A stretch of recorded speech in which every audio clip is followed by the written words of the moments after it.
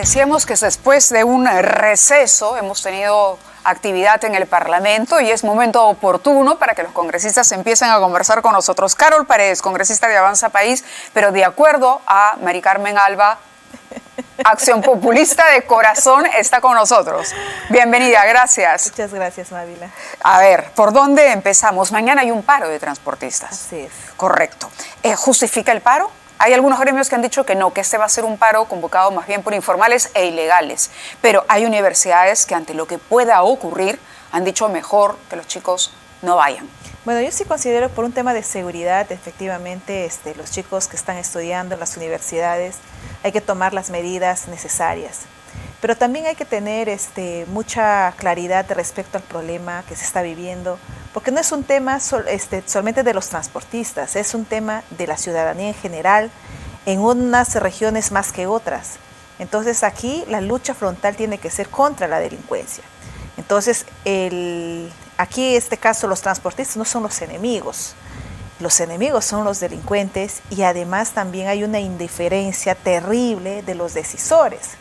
Porque si nosotros tuviéramos una presidenta que estuviera liderando justamente este proceso que tiene que ver con la seguridad ciudadana, no solamente en Lima, sino también en La Libertad y en otras regiones de nuestro país, nosotros no estuviéramos en estas condiciones. Ahora, sin embargo, hay quienes dicen que esta inseguridad que en efecto es real, que no la podemos negar, no se puede tapar, sirve de oportunidad para que grupos radicales no se coloquen detrás de los transportistas que van a reclamar y puedan enarbolar algún otro tipo de propuestas. Mávila, en todas las movilizaciones, no solamente de los transportistas, hemos visto en la época de Pedro Castillo y en otras más, siempre detrás de una movilización siempre hay radicales empujando, que nunca dan la cara.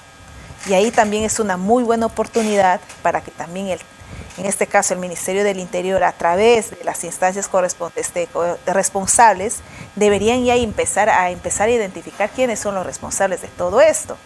Yo creo que también es una muy buena oportunidad. Bueno, ¿qué estás haciendo el paro? Muy bien, entonces empezamos a ver quiénes son las personas que están también liderando estos espacios, estos grupos, y si hay radicales detrás, entonces hay que empezar a ordenar. De alguna manera que el organizador se haga responsable también de eso, de la convocatoria y hasta dónde llega. Exacto. Y lo que tú tienes que cuidar es que no haya violencia.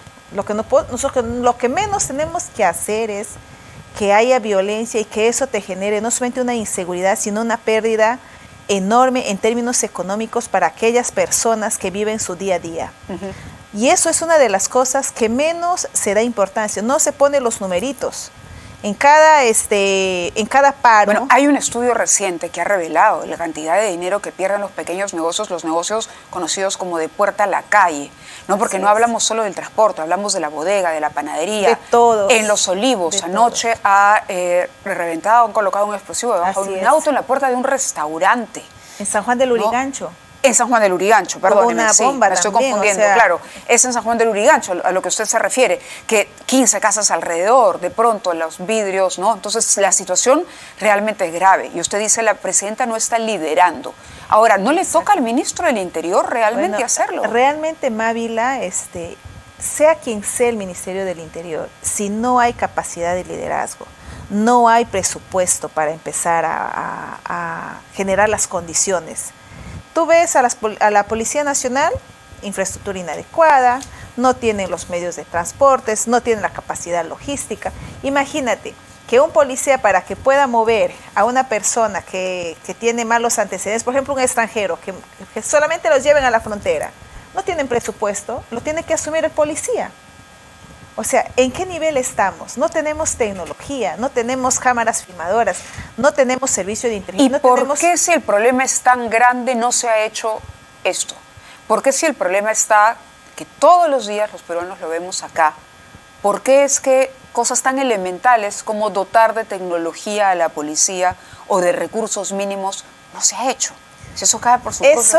Eso es lo que nosotros siempre nos hemos preguntado y nos seguimos preguntando, porque si habría esa decisión política y además, y ahí yo le escuchaba cuando usted le hacía la entrevista a mi colega Mari Carmen, le decía, creo que si estaba de acuerdo o no con el cambio de economía. Sí. Había una tremenda lejanía entre la realidad y también entre las cosas, o sea, no había una conexión con los problemas que estamos pasando a nivel de país. ¿A qué se refiere exactamente? Porque no hay presupuesto, o sea, si la presidenta no tiene liderazgo y si no hay, o sea, no sé, desde el Ministerio de Economía y Finanzas también no sueltan los recursos que necesitan los ministerios, y no solamente hablo del Ministerio del Interior, sino de los demás ministerios. Muchos de los ministerios se dicen, no tenemos plata. Imagínate, proyectos que tienen que estar continuándose en las regiones, no tienen recursos. Se van a quedar. ¿Pero eso no depende de los gobiernos regionales? Y ahí es cuando también nosotros hablamos el tema de la descentralización. Seguramente cuando yo también te escuchaba sobre el tema de la nueva, sí, sobre este nuevo ministerio que se tiene que generar. Sí. Nosotros queremos... ¿El de infraestructura? El de infraestructura. Los ministerios, o sea, cuando nosotros hablamos mucho de la descentralización, pero sin embargo no descentralizamos nada. Un ministerio haciendo proyectos o desarrollando proyectos de 2, 3, 4 millones, cuando los ministerios, que son los entes rectores, no solamente deberían estar dirigiendo las políticas, sino en todo caso haciendo proyectos de envergadura. Como lo hacía, cuando yo hablo y digo, en la época, por ejemplo, de Fernando Belaúnde Terry, tú tenías los proyectos especiales, no concentrados en pequeños proyectos, sino concentrados en grandes proyectos. Y eso es lo que debería haber hecho, o en todo caso fortalecer aquellas instancias que ya están formadas y no estar aumentando la burocracia y no estar inventándonos o aumentando nuevos ministerios. Que Avanza País no va a apoyar la iniciativa. Ya son varias las bancadas que se han pronunciado para decirle no a esta iniciativa del Bueno, del definitivamente gobierno. Yo no estoy de acuerdo porque no se puede generar, como te decía, más burocracia. Lo que tiene que hacer es ir conectando con aquellos sectores que realmente generen las condiciones y sobre todo darle las condiciones a aquellos sectores que tienen que ver con el Ministerio de Vivienda, desarrollando proyectos de 2, 3 millones, 4, 5 millones. Y también hay proyectos grandes y te dicen no hay recursos. ¿Y por qué? Porque el Ministerio de Economía no los afronta. Y así sucesivamente se puede ir desarrollando. Y además, si nosotros queremos fortalecer los niveles de descentralización, o sea, los gobiernos locales tienen los recursos, en muchos casos. Tienes el FONCOR en los lugares donde no hay canon, ¿no? Pero Entonces, hay problema para la ejecución presupuestal, pero para poder ahí, presentar los proyectos, y ahí hay un embudo, ¿no? El Ministerio de Economía dice que el problema está en la calidad de los proyectos que presentan los gobiernos regionales. Mávila, yo sí creo que eso también es una justificación. Hay muchos proyectos que están con calidad y que necesitan. Por ejemplo, nosotros, región, San Martín. De mi región San Martín, puedo decir, por ejemplo, escuelas que están en muy buenas condiciones. Solamente para ponerte un ejemplo, el colegio de Uchiza, un colegio que viene esperando no sé cuántos años inversión. Ese colegio está con calidad, pero no tiene presupuesto. ¿Y cuánto tiempo se pasa actualizando? ¿Y cuánto de dinero pierde no solamente ese gobierno local, sino pierde también la ciudadanía porque no tiene la calidad del servicio educativo? Tenemos los 4 hospitales estratégicos de la región San Martín, Chasuta, Uchiza, ¿no? Tienes ahí Tabalosos y otros más. Están ahí prácticamente esperando el presupuesto. Y entonces tú dices, hay proyectos ya que tienen que estar encaminados, pero sin embargo te dicen no hay presupuesto, no hay plata. Entonces, ¿de qué estamos hablando? Vamos a vivir actualizando los proyectos. El Ministerio de Transportes, los famosos PATS, que son proyectos que tienen que ver con carreteras que van a las zonas de producción, sí, financiados por el BID. ¿Cuántos años esos proyectos vienen? 8, 10, 12 años. ¿Tú crees que así se puede? ¿12 años? Sí, y no te lo estoy diciendo, porque nosotros en la región San Martín tenemos 16 PATS, que los alcaldes vienen permanentemente a ver y te dicen no hay plata. La pregunta es, ok, el diagnóstico está claro, entiendo la indignación, pero ¿por qué desde el Congreso no se llama entonces al ministro de Transporte, o no se llama al ministro de Vivienda, o no se llama al ministro de Educación y se le dice, oiga usted, comparezca y responda a esto? Porque ustedes, en tanto representantes de las regiones, tendrían esa facultad también. Y yo pero lo que la gente siente es que pero el Congreso no toca ni con guantes de seda al gobierno. Mávila, yo te agradezco esa pregunta. Nosotros, en nuestra función de representación, hacemos incidencias. Si yo te estoy diciendo y te estoy describiendo de estos proyectos, es porque nosotros hemos venido haciendo la incidencia casi desde los primeros años de nuestro trabajo congresal. Otro ejemplo clarísimo. La carretera de Tarapoto, Huánuco, Tingo María. ¿Cuántas licitaciones se han caído? 4 licitaciones. 4 licitaciones de una sola carretera. De esa carretera. Esa es la carretera más fea que tenemos y esa es la zona sur que menos desarrollo tiene. ¿Por qué? Porque nos falta vías. O en todo caso también, así como el tema de la seguridad es sumamente importante para el país, para el desarrollo en todo sentido y darle la seguridad a las inversiones, también es sumamente importante el tema de las vías. Y lo que no se está haciendo, no es porque nosotros como congresistas no lo mencionamos, claro que sí. ¿Cuántas veces nos hemos reunido, no solamente con los gobiernos locales, regionales, sino también con los propios ministerios? Muchas veces. ¿Le ha tocado reunirse con un ministro cara a cara para contarles poco? ¿Con cuál de los ministros? Por ejemplo, si yo te empiezo a decir, el caso del Ministerio de Transportes, sí, con el ministro y con el viceministro. ¿Con el ministro Pérez Reyes ha conversado? Exacto. Últimamente hemos tenido una sesión descentralizada en San Martín.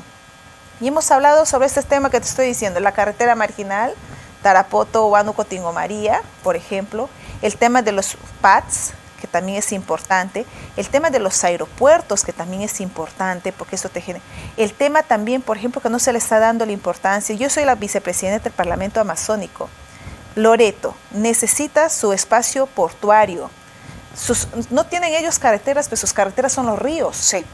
Entonces, hay gente y regiones, muchas regiones, que vienen pidiendo hace muchísimos años que se concreten sus proyectos, pero sin embargo no se hace, por falta de presupuesto, porque simplemente de repente muchos no conocen la realidad de nuestras regiones. Sigue creyendo que hay soberbia de parte del gobierno. Usted dijo en un momento, sorprende la soberbia del gobierno. Esa soberbia desde cuando lo dijo ahora, ¿cree que se ha mantenido, ha aumentado, ha disminuido? Y no solamente yo puedo decir soberbia, sino también hay una enorme indiferencia frente a los problemas que tiene el país. ¿Y por qué? ¿Por qué se puede ser indiferente desde el gobierno? Lo sigo manteniendo y digo porque hay una escasa, hay un escaso liderazgo, no solamente de la presidenta, sino también de aquellos sectores que están liderando muchos de los ministerios. No puedo decir todos, hay algunos sí. Pero sí me puede decir algunos. Por ejemplo, yo te puedo hablar del ministro de Producción, ¿no?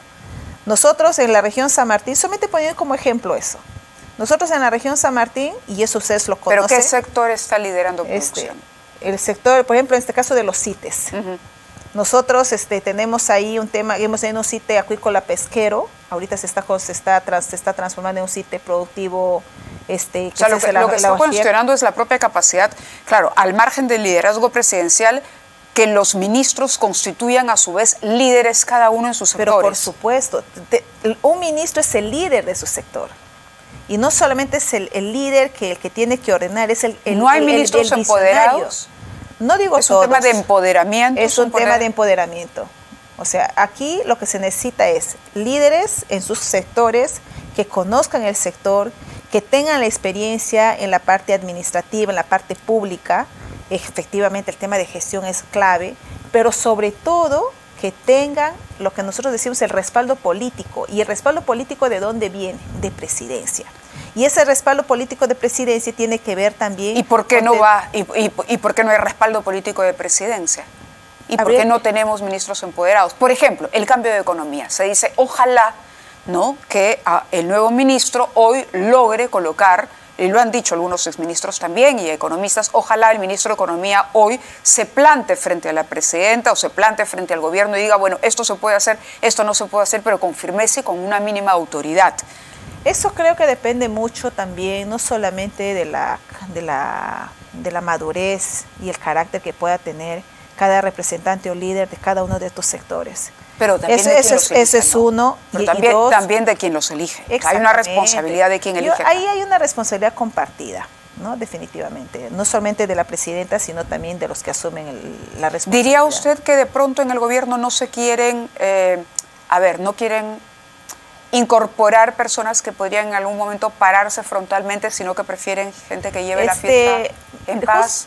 Ahora cuando se habla de los ministros que salen a defender a la presidenta, inamovibles. Han habido ministros que efectivamente, en mi opinión personal, han estado, en mejores condiciones de los que están ahora, ¿no? O sea, yo sí te lo puedo decir, porque habían personas que te trabajaban hasta la 1, 2, 3... Por ejemplo, la señora Albina Ruiz, de Medio Ambiente. Era una persona que tú le llamabas a las 2, 3 de la mañana, 4, 5 de la mañana, estaba en pie. Y no había problemas. Por ejemplo, ahorita nosotros tenemos proyectos de residuos sólidos en la región San Martín. Solamente un ejemplito así, lo que yo he podido ver, ¿no? Entonces, esos proyectos hasta el día de hoy no han sido resueltos. Ya pasó, ya está cumpliendo un año y no pasa nada, ¿no? También, por ejemplo, así puedo ir detallando algunos nombres. Por eso decimos a los mejorcitos, creo que cuando algo no está bien, lo sacan. Ahora, ¿no? Para ir redondeando esta idea, antes de terminar, una última pregunta. Hemos hablado de la presidenta, pero hay una responsabilidad del presidente del Consejo de Ministros también. ¿Cómo evalúa usted el papel que ha desempeñado el señor Adriansen, Gustavo Adriansen, desde que reemplazó a Alberto Otárola? Mira, yo te voy a tener una opinión personal acá. Sí, es igual que la presidenta, el premier, que han estado siempre a la defensiva. O sea, yo no he escuchado, un tema, respuestas de como diciendo, oye, nosotros vamos a mejorar las cosas, pero con acciones concretas. ¿Hay liderazgo en la PCM? Realmente no siento ese liderazgo, como no siento el liderazgo de la presidenta. De acuerdo. Congresista Carol Paredes, muchísimas gracias por haber estado.